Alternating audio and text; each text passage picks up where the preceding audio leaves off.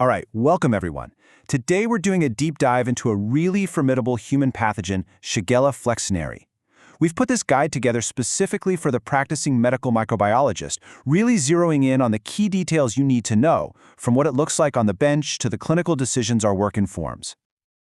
Now, everything we're about to cover is grounded in a comprehensive review of the primary literature, all compiled using Gemini Deep Search. For those of you who want to go deeper and check out the original articles, the full notebook with all the sources is linked right below for you. So why does this one organism deserve so much of our attention? Well, just look at this number. We're talking about an estimated 164 million cases of shigellosis across the globe every single year. It has a devastating impact, especially on children. This is not just another enteric bug, it's a massive public health challenge. Okay, here's how we're going to tackle this. We'll start with the pathogen's profile. Then we'll move into the lab to see how we identify it. After that, we'll look at the diseases it causes. Then dive into the huge challenge of treatment and resistance. And we'll wrap up with the absolutely crucial infection control measures. All right, first up, the pathogen profile. Let's get to know the organism we're actually dealing with here. So formally, Shigella flexneri is a gram-negative, non-motile rod from the Enterobacter acauciae family. It's one of the main causes of bacillary dysentery, and as you know, we handle it under biosafety level 2 conditions in the lab. Pretty straightforward, right? But its genetic identity? Well, that's where things get really interesting. And here we have this fascinating taxonomic paradox. Genetically speaking, all 4 Shigella species are really just specialized pathogenic versions of Escherichia coli. I mean, they're so closely related that you could argue they're the same species. But we keep them separate for one massive clinical reason. The name Shigella means severe dysentery. It carries a public health weight that the name Escherichia coli just doesn't. So what makes it so dangerous? Well, for starters, the infectious dose is incredibly low. As few as 10 organisms can make someone sick. But its real weapon is a big virulence plasmid that codes for a type 3 secretion system. You can think of it like a molecular syringe. It literally injects effector proteins like IpaB and ICUS directly into our own colonic cells. This allows it to invade, replicate, and then hijack our own actin to shoot itself from one cell to the next, causing massive destruction along the way. Okay, let's head into the laboratory and talk about how we actually track this pathogen down. You know the process, it's classic microbiology, but the details are key. We start with a fresh stool sample, and if you can, you want to pick out the bloody or mucousy parts. Seeing a ton of neutrophils on a fecal smear along with gram-negative bacilli, that is a huge clue. From there, it's on to culture, the biochemical workup, and then finally molecular confirmation. And this right here, this is where we get our first big clues right on the plate. On Mackenkie agar, you're looking for pale, colorless colonies because Shigella flexneri is a non-lactose fermenter.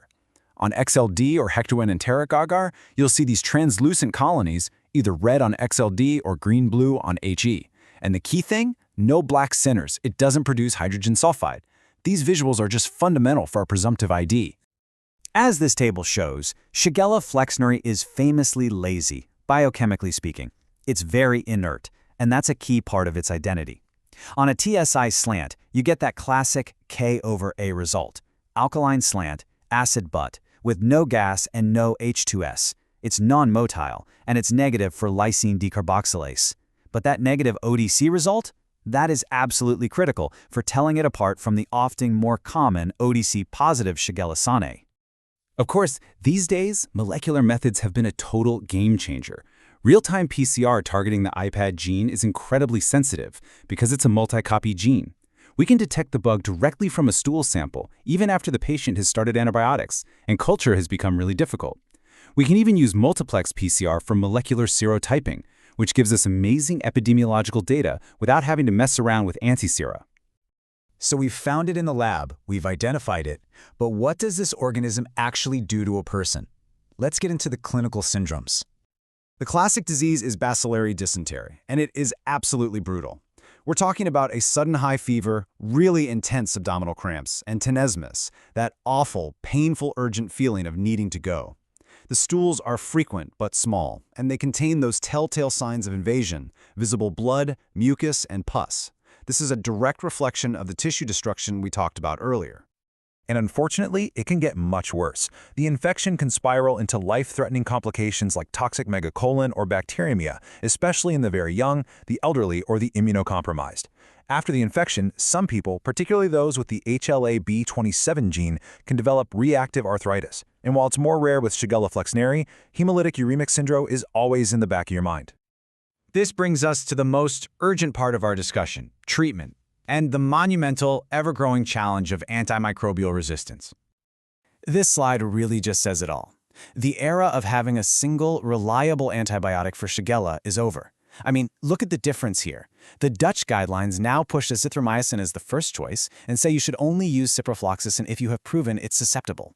Meanwhile, international guidelines from the WHO and CDC still list Cipro as an option, but they stress, and this is key, that your choice has to be guided by local resistance patterns. This split is driven entirely by resistance. And here are the specifics for adults. The Dutch SWAB guidelines recommend azithromycin 500 milligrams once a day for 3 days.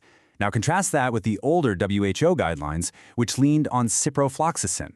This conflict is exactly why our work, providing accurate and timely susceptibility testing, is so critical. For labs using EU-CAST breakpoints, this means we have to be extra vigilant for any creep in the fluoroquinolone MICs. That's a huge red flag.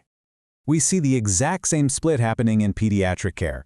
The Dutch guidelines favor a weight-based dose of azithromycin, while older international guidelines recommend ciprofloxacin, which is a choice that's become much more complicated due to those long-standing concerns about potential joint damage in kids.